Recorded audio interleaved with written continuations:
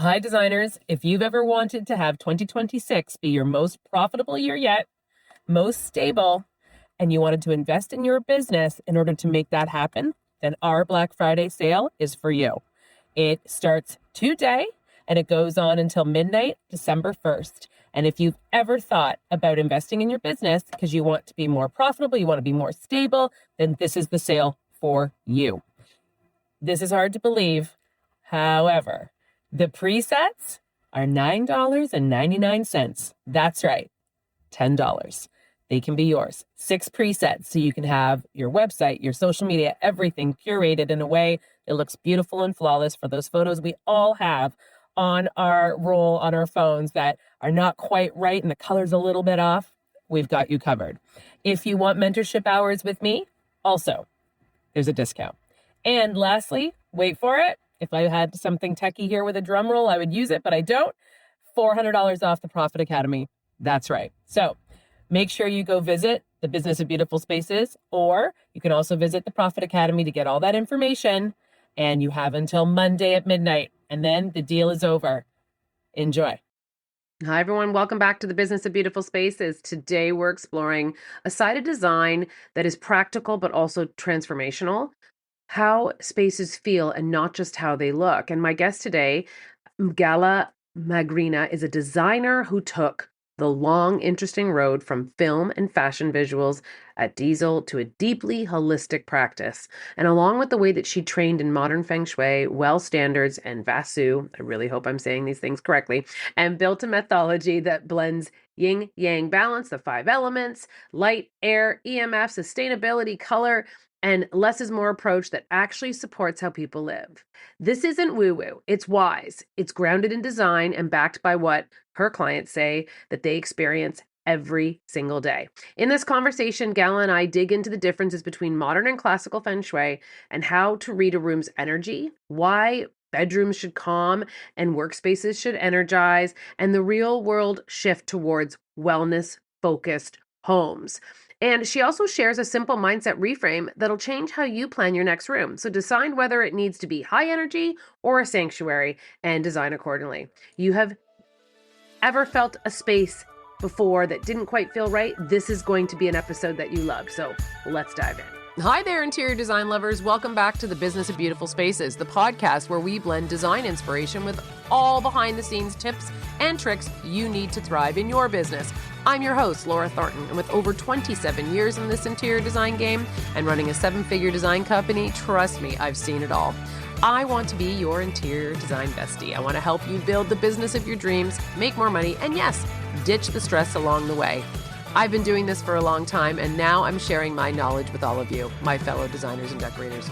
All I ask in return is that you like, review, and follow this podcast wherever you listen, so other designers can find us and learn more too. So grab a coffee, get comfy, and let's dive into making 2025 your best business year yet. Hi, and welcome. Thanks so much for joining me today, Gala. I appreciate it. You're welcome. Thanks for having me.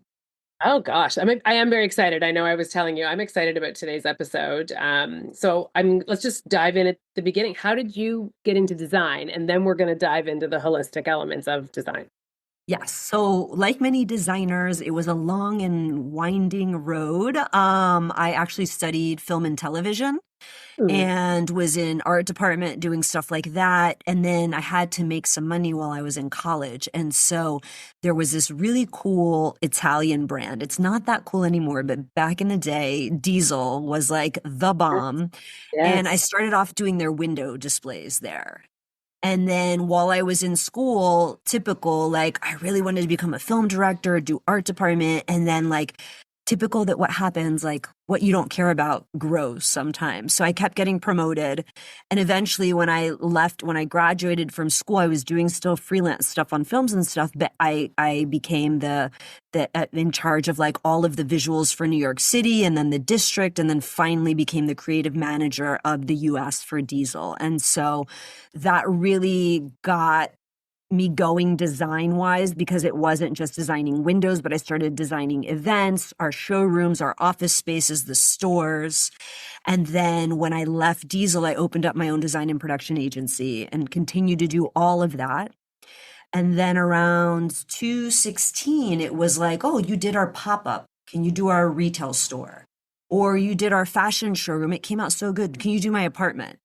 And slowly I began to realize the satisfaction in designing permanent spaces, whether it was for people or brands to live and work in, was so much more rewarding and aligned where I was spiritually than, designing these fabulous events that go up for a night and, come back down. So it's kind of how I arrived here. And then how I got into the whole holistic piece of it was that in 2016, I learned to meditate. I went to India. I kind of just took a spiritual deep dive. And to be clear, when I say spiritual, I don't mean religious. I just mean spiritual. Then it was like, well, wait a second. How can I marry these two things, which is like how I look at life, but then also like how I create and design. And I found out I could get a feng shui certification, a holistic design certification. I got my WELL certification, which is like a little bit more technical.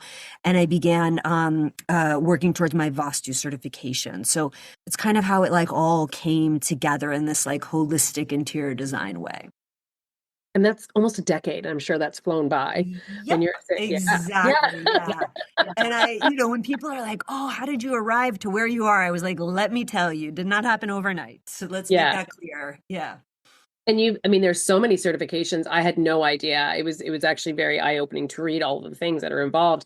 And I think the average individual like myself knows of Feng Shui. I've had a client who's asked me to work with them before, or they brought in a specialist and we worked together on making sure the elements that we were picking for their home were in tune with the walkthrough that they had done.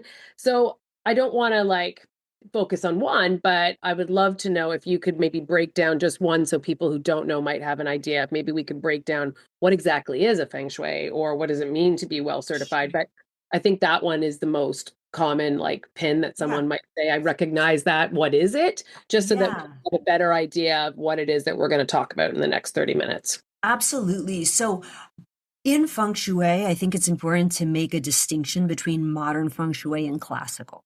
Okay. Because it has evolved over time. When you look at the more classical approach to it, and Vastu is an ancient Indian way of building that has a lot of similarities with classical feng shui. And one of the things in studying that I realized is it's very much rooted in orientation, dimensions, what the energy of the land is, and all of that. When you move into more modern feng shui, which is kind of like still a very potent but watered down version, it's important for me. It's important to make that distinction, right? So I learned modern feng shui, and I think the biggest takeaway from that sort of broad strokes for people that don't know much is a couple of things. The first one is looking at rooms, and you could also say the world, through a yin and yang filter. So what is yin and yang? We all know it's this black and white symbol. But essentially it's if you broke everything down and you went, that 10,000 view up in the air, it's this idea that the world is composed of two basic, sort of energies. Yin has to do with the feminine and the moon, and translated to interior design, it's about using round and curved objects, fluffier, textured, softer materials, tonal colors. And it's great for like the bedroom where you want relaxation. So it's more of like a relaxing energy. And then yang is associated with the masculine, the sun, geometric symbols, like lots of points and stuff, bright colors. It's a more energizing way of interior designing. So at a basic level, sometimes I'll see in Architectural Digest these beautiful bedrooms. They're super bright. They have all these geometries in them. And it just makes me think, okay, well, based on what I know through this language that's allowed me to understand how things affect people, this doesn't seem like a very yin and relaxing bedroom space. These brighter colors or whatever, I would put them maybe in a work from home office or a breakfast nook or somewhere where you want the energy to go up. So I think at a basic level, understanding yin and yang is really important. And obviously I just distilled it down to like very basic stuff. Um, After that, we have something called like the five elements, which you mentioned that you worked with somebody that is all about balancing that. So this idea that everything in the physical world is made up of these five elements, and then each one of them has characteristics that you can bring into interior design, whether it's, vertical wallpaper, different colors, different shapes, and the idea that every room you kind of want them to all be balanced. Or otherwise, say you have a person that lacks desire or action or something like that, then maybe you want to incorporate one of the elements as fire, right? It's associated with the color red. Red is about passion and action. So if I hear that my client has that going on in their lives, maybe I'm going to bring more fire in, right? To fire them up. So it's really about design and making everything look beautiful, but then also I feel like it's a much more supportive way of designing, right? Because I'm asking questions like, do you have anxiety? Do you have depression? Do you have a hard time focusing? And I'm basing what I bring in to support that, if that makes sense. Whereas a traditional designer is probably not asking that, you know? Yeah, I love that. I remember doing yeah, it totally does. Okay. And like another thing that I again, I only did this one time recently, but it was important direction. Like I Yeah. was told this being north and what not to put Yes. in certain places and certain colors Yeah. and certain corners and zones. And it was very fascinating. Or again, like when you were talking about the color, like I remember doing color theory in university, and it was my thesis was all about the effect of color and what it can do Yes. to like, and one of the examples I'll never forget it, it was like, like a football stadium somewhere in the US. Keep in mind I'm Canadian. So football's not a big game here, but I understand that it is for the Americans. Woo! So long story short, they had put like all these cool greens, calming colors into the guest change room, but the locker room for the home team was like red and yellow and like, get the Yep. so totally different effects of things. And so, I mean, I remember that being part of our color theory, but I don't even know if they still teach that in school or if that's still relative depending on what you're doing. But there is an Yeah. effect that happens on the body when you're related to certain colors. Like when you were just talking about red too, like every steakhouse of my childhood was red. It Right. stimulates hunger and so Right. anyway, I can see how that would be so important. And you're right. People usually just say, just tell me the colors you don't like and I'll design with the colors you do like. Or what's on Regard. trend, right? What's the Yeah. Benjamin Moore color of Yeah. the year? And it's like, Yes. okay, great for inspiration, but no, no, no, no, do not base your whole home on that. Yes, Please, we can go exactly. deeper. Yeah. And sadly, we all see that. And every house you look at is white. It lacks Yeah, color. right. so, so Gotta that's love my those new developments, white and gray yes, everywhere. exactly. Let's talk Yeah. about the effect of that. Ugh. Yeah. So sorry to derail, but I liked what you were saying, and I could see how that just, of course, makes perfect sense. So Yeah. so now that we are embracing holistic design far more often, like I'm doing Yes. a commercial space right now, and commercial spaces in the last 10 years have really changed where we want prayer rooms, meditation rooms, quiet rooms, like all types of different rooms that relate for many different things. But now we're seeing that start to come into our homes. And so I'm just wondering how you're seeing that 10 years of doing this already. You're well ahead of the rest of us as holistic design. And what does that look like? Yeah.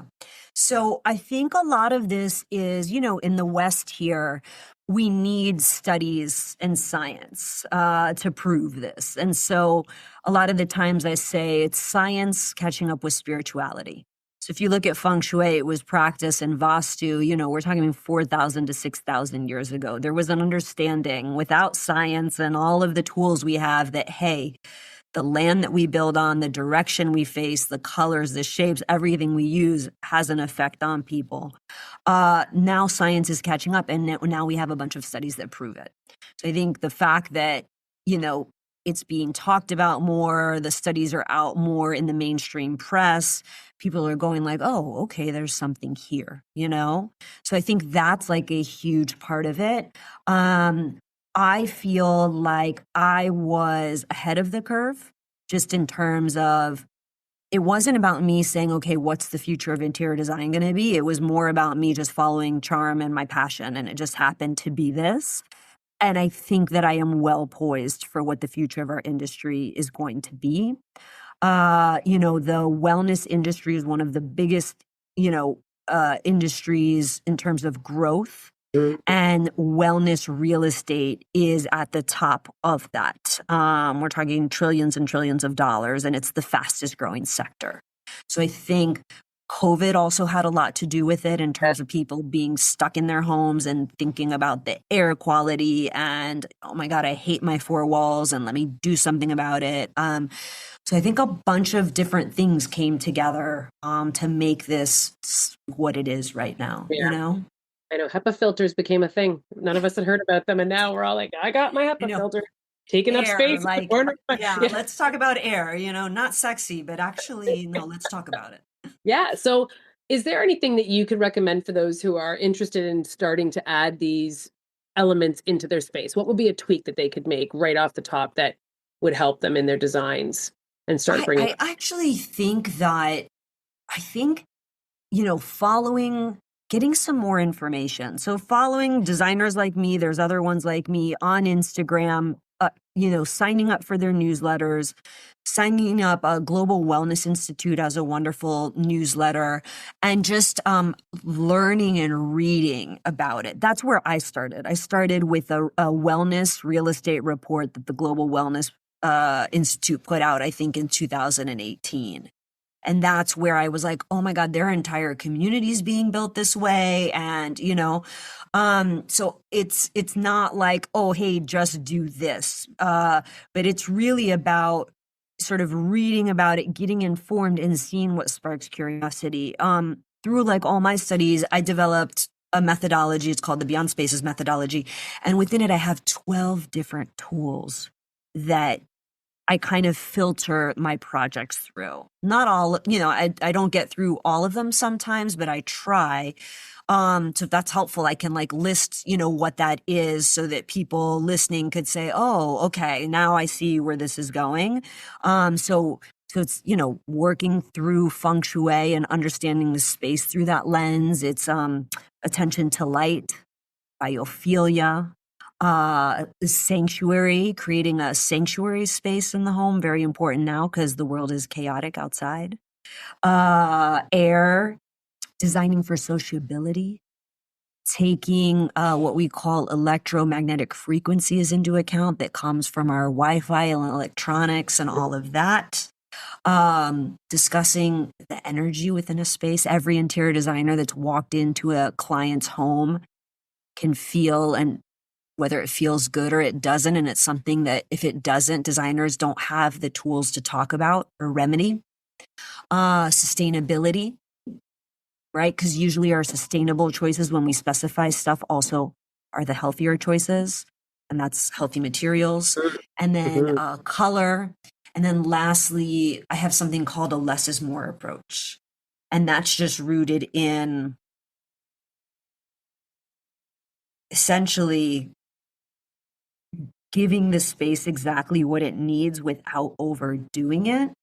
And that's also tied to the way that I bill. So a lot of interior designers will do a markup on product, which generally means then if they sell more stuff, they get more money. And I don't want to be attached to selling more things. So I do a flat design and production fee. And then any discounts we get, I pass that on to the client. So it's a much more transparent way of working where I'm not trying to sell you more things. Like if I can repurpose or reuse stuff, I want to do that first. It's better for the environment, but it also just, it falls in line with my design philosophy that less is more, just the perfect amount. Well, I love that you've been doing that for a decade, and now it's aligning with the way just so happens in our industry that with tariffs and increasing in pricing, sustainability is becoming absolutely paramount. And how can we recycle so that we're not subjecting, again, like more fees and more things onto, because let's face it, after COVID, our pricing went through the roof for everything. Like projects that I did in 2019 would now cost double. And so everything's double now. Yeah. Easily double. In fact, we had a client that we finished 2 floors of their home, main floor, and it was a big home. It was 4,000 square feet. And the same price that we did 2 floors, which included 4 bathrooms, a kitchen, a library, a laundry room, like all the principal spaces, it just cost us more to do their basement, like a play area for children. Yes, there was some bathrooms, but It's insane. So all my point is that now, like you've been doing it for a decade and how fabulous that is, but we're all now open to this. We all need to figure out ways to do that, to be sustainable and stop having to, have to go back to our clients yet again and say, well, God, now there's another Yeah. increase in a price. So I love that And you've already been ahead of that game too. And Laura, like that's another thing I think too, before when you ask like, why is this happening now and why are we hearing more about it? I think also just naturally our industry needs to evolve, right? Mhm. Like you said, economic things happen, health things happen. And so of course it's going to morph into something else. Back in the day, interior design was just for the, bourgeoisie and the upper class. Now there's a Yes. more middle tier, there's a more hybrid. And so I think it's also just, and all that, there's so much information out there now on Instagram. So I think it's also, evolution as well, to your Yeah. point. Yeah. And I really like I enjoy learning still, even, at the back end of my career, I'm still Yeah. enjoy learning. And I love what you had said earlier, where you said you wanted to make it clear that it is not religious, it is Yeah. spiritual. And so I would love if, because I'm sure you've had to make that delineation multiple times in your decade of specializing in this. So I'm hoping you could maybe help those listening understand what you meant by that, because I Sure. think that some people might think that it is religious, or how do we tone down the woo woo, if you will, Yeah. right? Like Yeah. if they're not grasping what that means. Yeah, thank you for asking that question. So the first thing there, when I first started, I started my first webinar that I gave on this was for Ivy, the project management system back in like 2018 or something. And I said like, this isn't woo woo, whatever. And my friend, who's a coach and a shamanic practitioner, said to me, Gala, there's nothing woo about what you're talking about. What you're talking about is like, it's rooted in things that happened 4,000, 5,000 years ago before science could even prove it. So Yeah, actually, like, what we're doing now is wrong. Like that, you're almost degrading it by calling it woo woo because there's nothing woo woo about it. Normalize right. it. But that's So what I feel like that was my the first beauty. lesson. Yeah, yeah, Normalize it and stand in your truth. And the difference, religion is organized around like, certain principles. And unfortunately, I think in the past, it just becomes very dogmatic. It becomes a way to control populations, keep people in check. Spirituality is just a deeper look into the physical world. We know through physics that all everything is just energy. And so it's really just understanding that and looking at the world through that lens. So like a really simple example, I'll take it out of interior design and put it more into like life stuff, is like when something that we would say bad happens to you, let's just say a divorce. It's very difficult. Obviously, it's painful. You're crying. When you get to a certain place in your sort of spiritual practice and you've done enough work on yourself, you can say, everything that's happening to me, whether good or bad, is meant for me.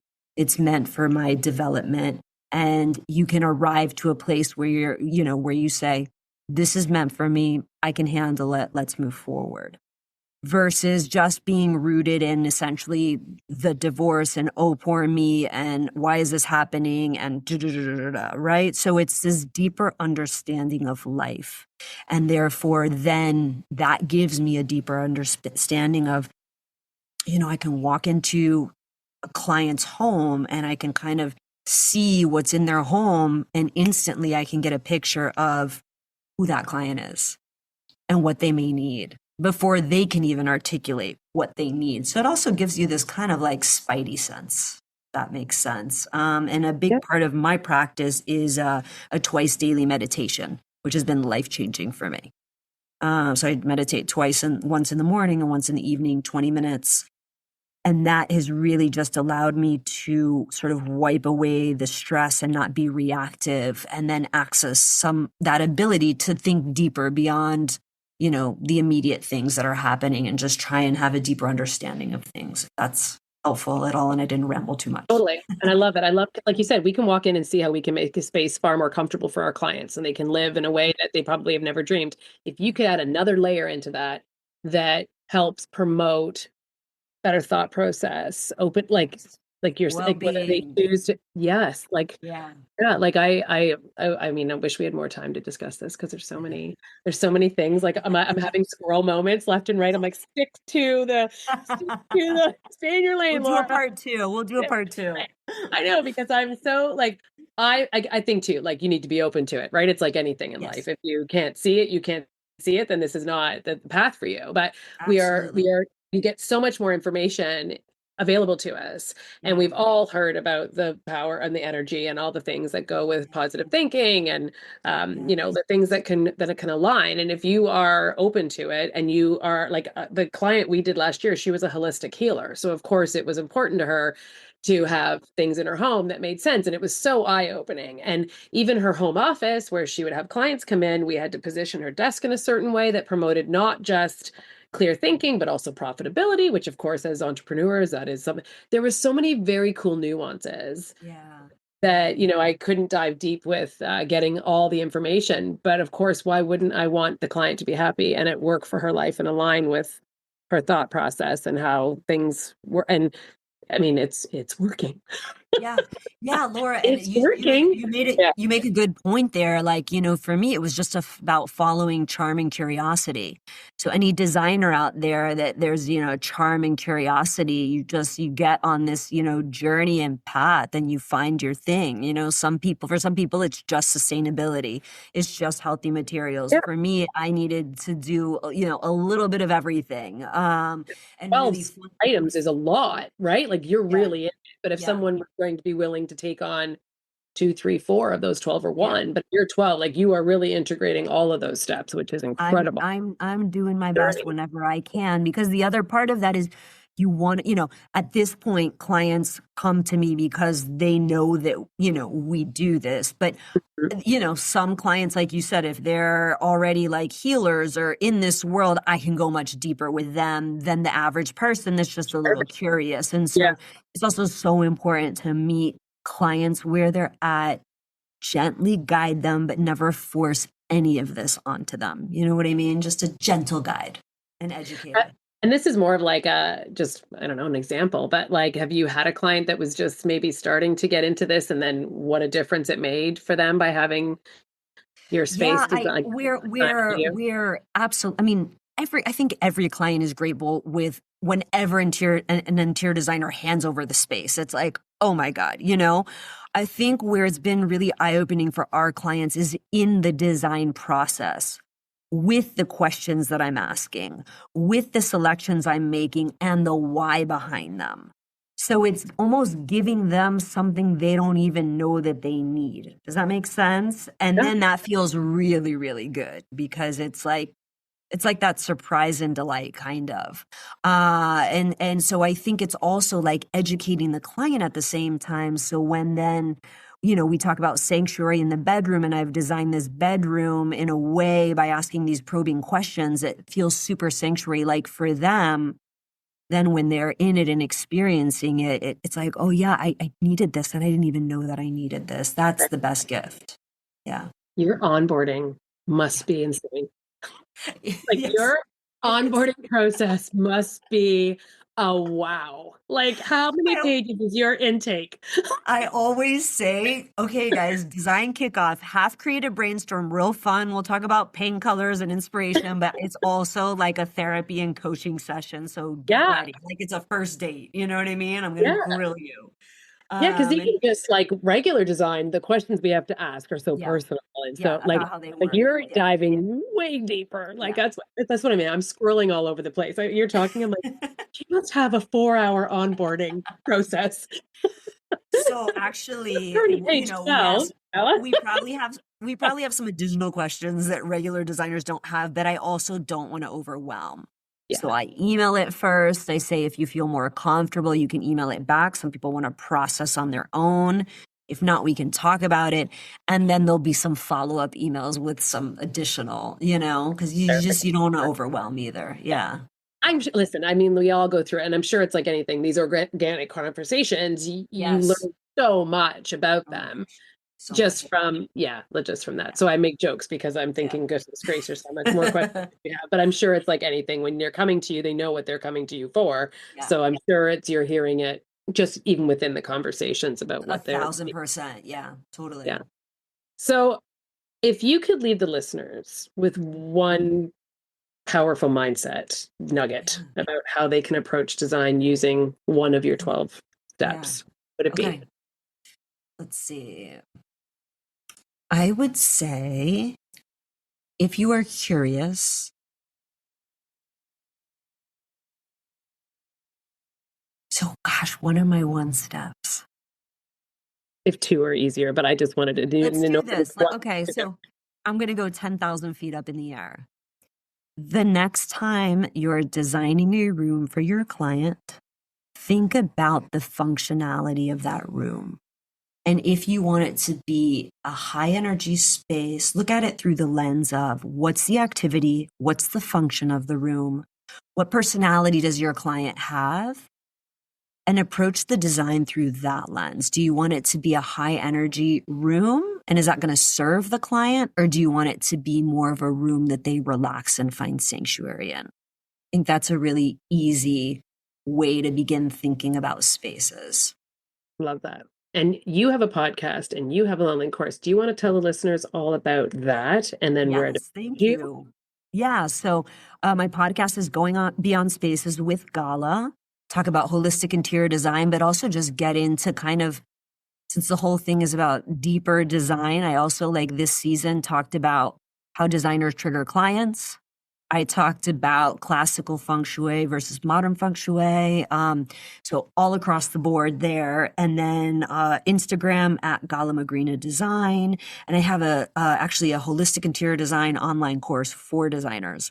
I launch it in September. You can go to my website and sign up to be notified. And it's 6 weeks online, once a week. I just finished this year's, and it is an awesome way to dip your toe in. I love that. There's so many ways we could still be here all night, but I know you have to get home. And I thank you so much for joining me because, like I said, I have notes all over. I have so many things to still ask. There's never enough time when it's a really fantastic topic, but thank you for sharing with me today. I really appreciate it.